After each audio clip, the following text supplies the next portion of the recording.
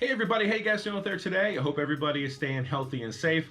Well, we're back again here for another sneaker video, and the shoe that we're going to take a look at today, I was really excited to get my hands on. I'd been seeing pictures of this shoe for months, and I thought it looked absolutely incredible.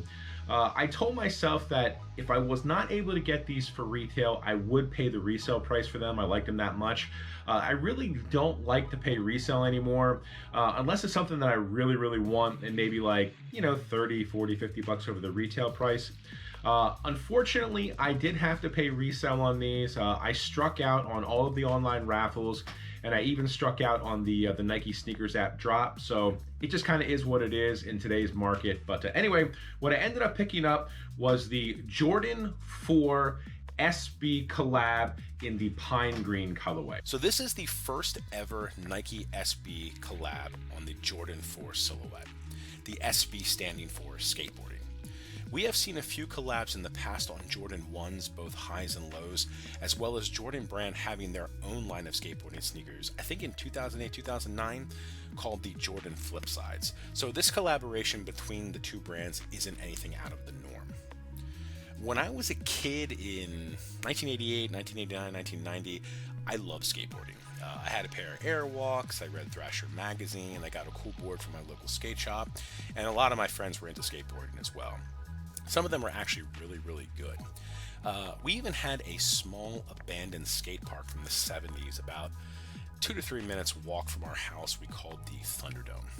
Now, having said that, I absolutely sucked at skateboarding and pretty much got hurt every time I rode my board. The worst being I got a concussion so bad that till this day, I lost a half a day of my life. I do not remember a single second of it, but supposedly I walked home, carried on a conversation with my friends and sister, and yet to this day have no recollection of anything that happened. But back in the day, if I wasn't playing basketball, I was trying to be a skateboarder. Now, I know I might get some flack for even buying these sneakers since I'm not a skater and I haven't been on a board in probably 30 years now. I'm sorry, I just thought these sneakers were too cool to pass up. So I want to give you guys a closer look at the shoe and the box.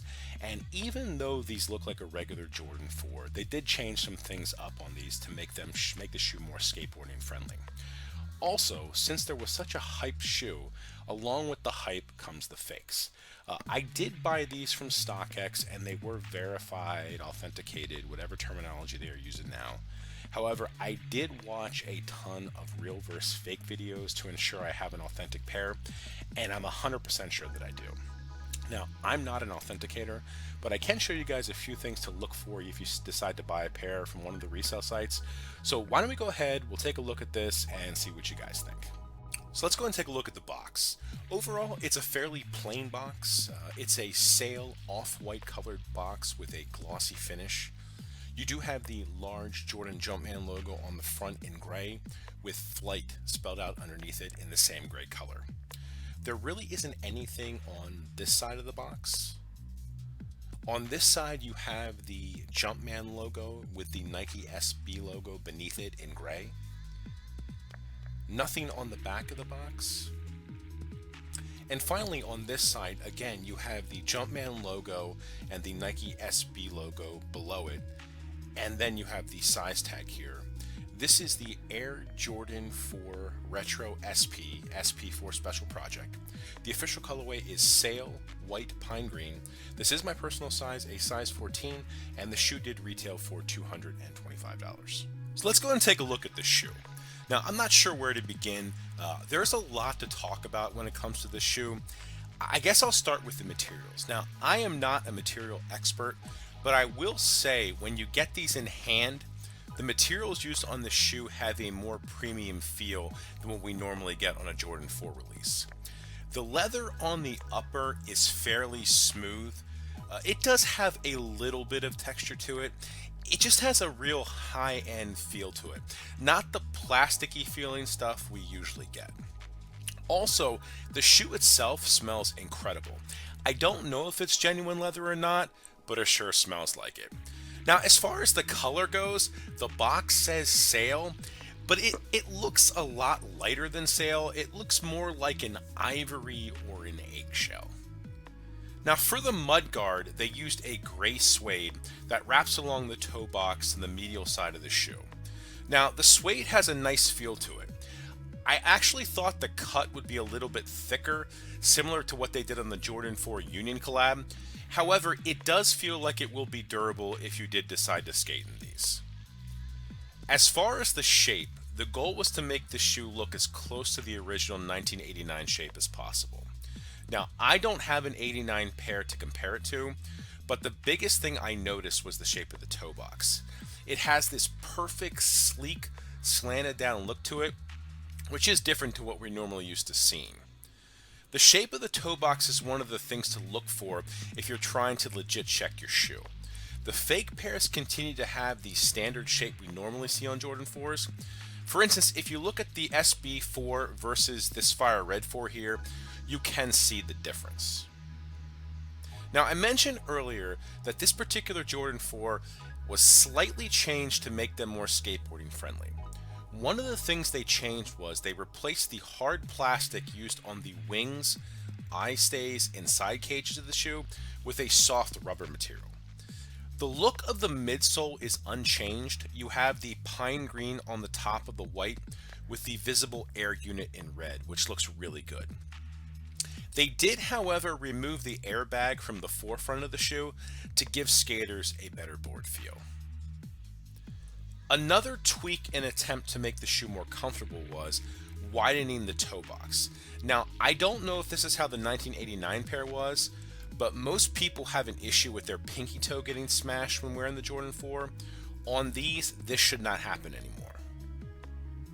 If we take a look at the tongue, again, the cage going up the tongue was replaced with the soft rubber material like on the side cages.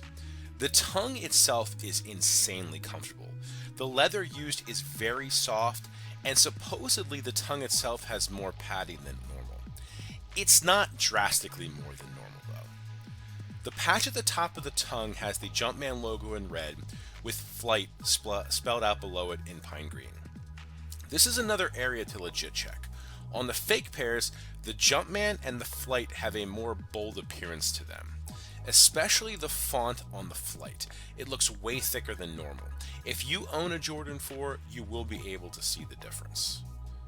The sock liner is white, and the padding around the ankle collar, like the tongue, is supposed to have a little bit more padding than a typical Jordan 4. Again, it does have slightly more padding, but not a massive amount more. The material behind the tongue is pine green with the upside down Air Jordan patch sewn in. Here's a look at the insole. It's red with the Nike SB logo above the Air on the heel. This is another legit check area. The bottom of the insole should have a slightly shiny appearance to it, and the square shape on the bottom should have the corners raised, not pressed into the insole.